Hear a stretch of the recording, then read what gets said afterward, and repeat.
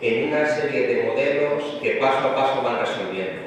Por ejemplo, en el caso del C4 se incorpora la articulación de movimiento, en el caso del C8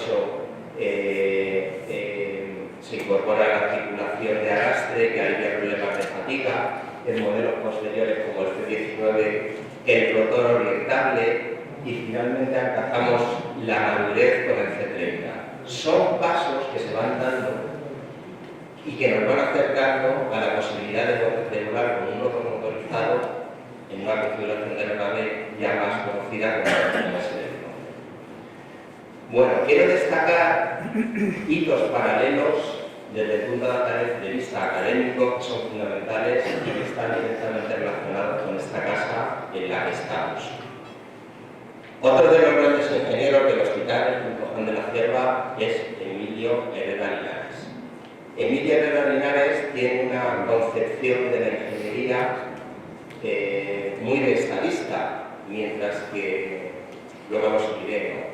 Mientras que Juan de la Cierva es el inventor que tiene una visión clara de las aeronaves con una proyección internacional evidente, Emilio Herrera Linares, hacia 1928, se da cuenta pues, que el Estado español necesita fortalecer los estudios en ingeniería aeronáutica. ¿Por qué? Porque es una actividad militar, económica, incipiente a nivel internacional.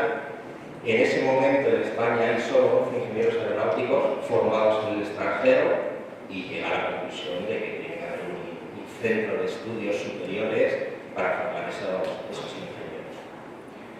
En 1928 se crea la Escuela Superior Aerotécnica en estas instalaciones.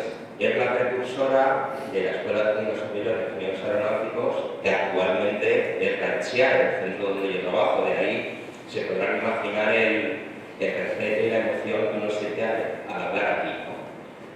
Si tienen tiempo, les recomiendo que lean el Real Decreto de 1928, lo pueden encontrar en internet, en la Gaceta de Madrid, para que vean la actualidad del lenguaje que se utiliza. En el 2018 se celebró en mi escuela el 90 aniversario de la historia desde la ESA, la Escuela Superior Aerotécnica, a la actual ETSIAR, y desde aquí ya les invito en nombre de mi dirección a los actos que tendrán lugar dentro de 4 años en nuestros centros, posiblemente, no sé si se organizará algo aquí, con motivo del aniversario internacional. Simplemente les quiero leer el texto del artículo primero de ese Real Decreto de creación de la ESA en un edificio de esta organización que pueden ver aquí. Dice: se crea la Escuela Superior Aerotécnica en España para adquirir en ella los conocimientos teóricos y prácticos de especialización que sean necesarios para capacitar en la dirección técnica de todos aquellos servicios públicos o industriales del Estado o entidades particulares que con la construcción y navegación aeronáutica o inspección de su material tengan relación. Si profundizan en el segundo decreto, encontrarán términos internacionalización. Se promueve que nuestros estudiantes vayan al extranjero y los estudiantes extranjeros vengan a nuestro país a estudiar, a estos centros a estudiar. Es decir, es una actualidad totalmente vigente. En este momento se produce una confluencia pues, que es desde todos los puntos muy fructífera.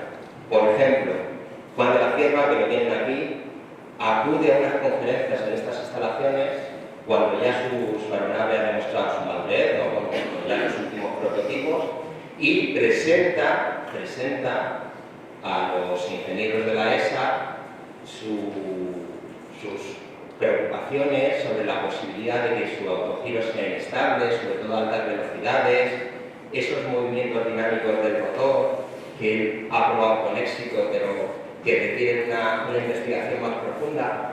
Y es de las manos de otros titanes, como Emilio Herrera Linares o Pedro Puigdemont, que conjuntamente con Juan de la Cierva desarrollan los primeros estudios teóricos sobre esa dinámica de movimiento del rotor.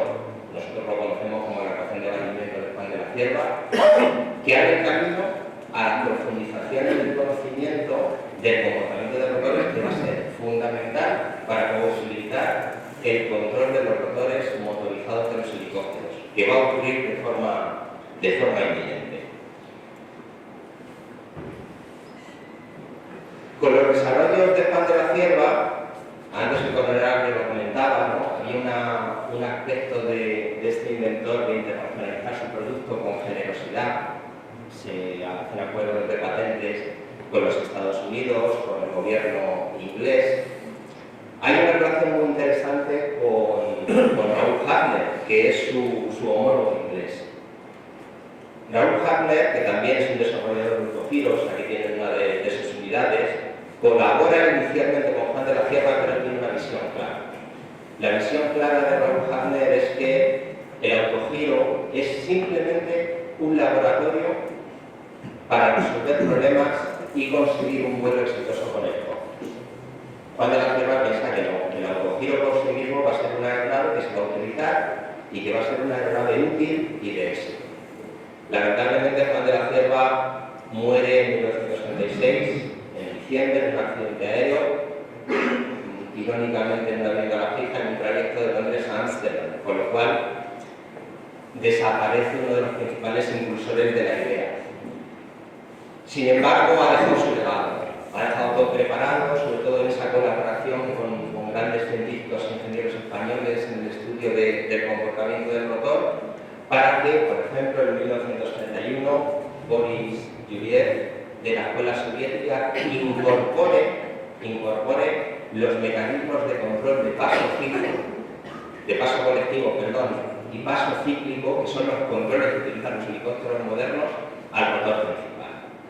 Y para finalizar, como hito que, digamos, se podía discutir, ¿no? Y el coronel Aguirre ha hecho mención a posibles diferentes hitos que materializan, digamos, el final de la era del autogiro y la consideración del inicio de la era del helicóptero, pues tenemos en 1939 el vuelo del UVS-300. Este es un modelo posterior carenado, no es el modelo original, pero digamos que en Occidente,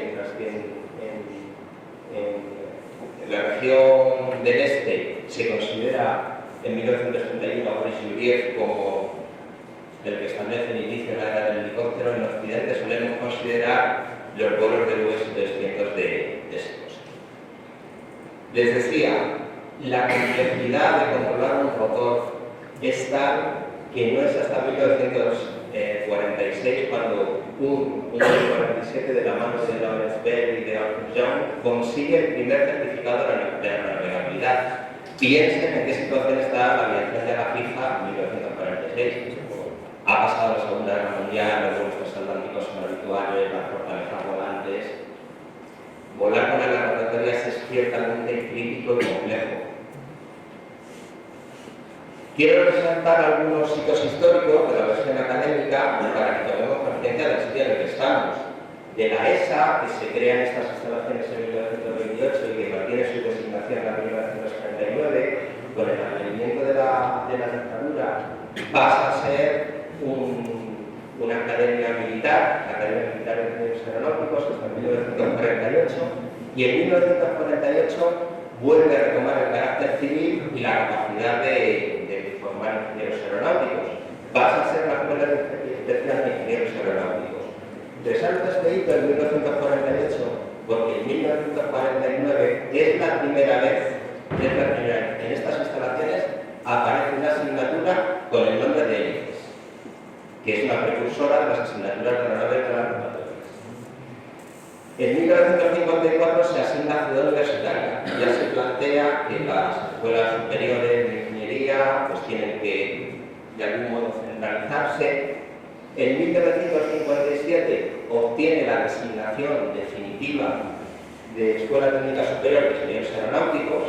Hay una historia paralela de la Escuela Universitaria de Ingeniería Técnica Aeronáutica, que no mencionaré, que es la Escuela de los Ingenieros Técnicos, y en 1961 ya se piensa en que hay que desplazarse de estas instalaciones definitivamente de forma práctica y moverse a la ciudad universitaria. En 1971 se adscribe a la Universidad Politécnica de Madrid. Hasta esa fecha fue una escuela independiente. Bueno, esta es la actualidad. En el 2010, la ETSIA, heredera de la ESA, y la EUITA se integran en una única escuela bajo el paraguas de Bolonia, del Espacio de Educación Superior Europea, en la Escuela Técnica Superior de Ingeniería Aeronáutica y del Espacio, la ENSIAD. Aquí tienen las instalaciones en el campus de Moncloa y ahí tienen las instalaciones del campus de Montegancedo. Aquí están los edificios docentes principales y también laboratorios importantes, y en Montegancedo hay instalaciones que tienen que ver con el ensayo aerodinámico, los túneles aerodinámicos, y también hay instalaciones que tienen que ver con la detección del hidrógeno. Muy bien. ¿Qué enseñamos relacionado con las pruebas rotatorias en nuestra escuela? Pues dentro de las enseñanzas oficiales hay asignaturas de las rotatorias y helicópteros en el grado de Ingeniería Aeroespacial, en el grado de Tecnologías, en Ingeniería y Tecnologías Aeroespaciales y en el máster universitario de Ingeniería Aeronáutica. Pero también hay una participación, o una parte importante, muy importante de las rotatorias, en el máster de ensayos en vuelo, donde a demanda de los estudiantes, dependiendo del año, se introduce un módulo de ensayos en vuelo relacionado con las salas rotatorias, y en el máster de sistemas aéreos regulados. Este catálogo de enseñanzas relacionadas con las salas rotatorias es único en nuestro país. Bueno, no puedo dejar de mencionar, porque es uno de los grandes valores de mi universidad y de mi escuela, pues el bagaje académico que se ha ido acumulando a lo largo de los años por parte de un elenco de docentes pues impresionante, ¿no? En términos absolutos y en comparación con otros centros. Como les decía, en la ESA, en la Escuela Especial de Aeronáutica, aparece la primera asignatura con nombre identificado relacionado con las rotatorias, la asignatura de hélices, que se continúa por el profesor Francisco García Moreno, que es este que les enseño aquí, en 1956 en la Escuela Especial de Ingenieros Aeronáuticos. Por primera vez aparece la asignatura de helicópteros de manos de este profesor en 1962, ya en la ETSI, la Escuela Técnica Superior de Ingenieros Aeronáuticos. Le sigue el catedrático José Luis López Ruiz, que ha sido mencionado varias veces, ¿no?, con contribuciones fundamentales desde el punto de vista académico. El profesor titular Espino, el profesor Martínez Val, Barcala. La parte superior corresponde a profesores jubilados, y yo diría que en la época precomputacional. Abajo son profesores en activo que hemos tenido la suerte de disfrutar de las capacidades computacionales, capacidades de ensayo sofisticadas. La profesora Cristina Cuerno, que ha sido 4 años directora de la escuela, el profesor Gómez Blanco, que tiene una participación fundamental, está en la audiencia, una participación fundamental en impulsar el máster de ensayos en vuelo y la parte de la rotatoria, profesor Rodríguez Sevillano, y entre los profesores titulares actuales me encuentro yo junto con Oscar López García y Cristóbal Gallego Castillo. Esto es único, esto no lo hay en ninguna otra escuela. Detrás de estas caras hay materiales, conocimiento que se ha ido generando y replicando durante muchos años. No somos la única escuela, pero hemos sido el núcleo, por decirlo de alguna forma, irradiador del resto de escuelas aeronáuticas en España. Me hacen señales para ir concluyendo, así que abreviaré. Simplemente les diré pues, que con la implantación del programa de Bolonia, del programa europeo, pues se han creado otros centros, hasta un total de 12, donde se imparten enseñanzas aeronáuticas, no diría tanto enseñanzas en aeronáuticas. Bueno, ¿cuánto tiempo tengo? ¿1 minuto o 2? ¿2? Pues en 2 minutos. ¿Cuáles son las limitaciones del vuelo con un helicóptero? Vamos al futuro y a la tecnología en 2 minutos. Ventajas, ya lo saben. Se puede volar en vuelo punto fijo. Se puede aterrizar en vertical. Limitaciones, la velocidad del crucero es muy limitada. Es tan limitada que el récord de vuelo, de velocidad de vuelo, con un helicóptero en configuración clásica, helicóptero monomotor con motor antipar, se estableció en 1976 después de un programa de de desarrollo tecnológico muy impresionante para conseguir formas de pala que permitiesen volar lo más rápido posible. Y ese récord está todavía en 400,15 km por hora. Para una aeronave es pues, un valor muy modesto. ¿Qué podemos hacer para aumentar esas limitaciones en la velocidad máxima del crucero que están asociadas pues, al comportamiento del rotor principal? Un helicóptero no puede volar demasiado rápido y hay razones físicas, aerodinámicas para ello. Bueno, pues la estrategia puede ser doble. Primero, puedo construir un helicóptero donde esa responsabilidad que mencionaba al principio, que tiene el rotor principal de generar las fuerzas de compensar el peso y compensar la resistencia aerodinámica, se reparta un poquito. Es una mezcla entre un helicóptero y un avión.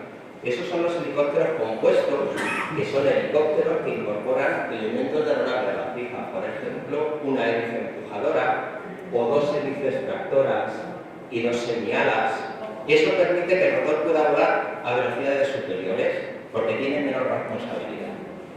También, estos son los modelos de Boeing y Eurocopter,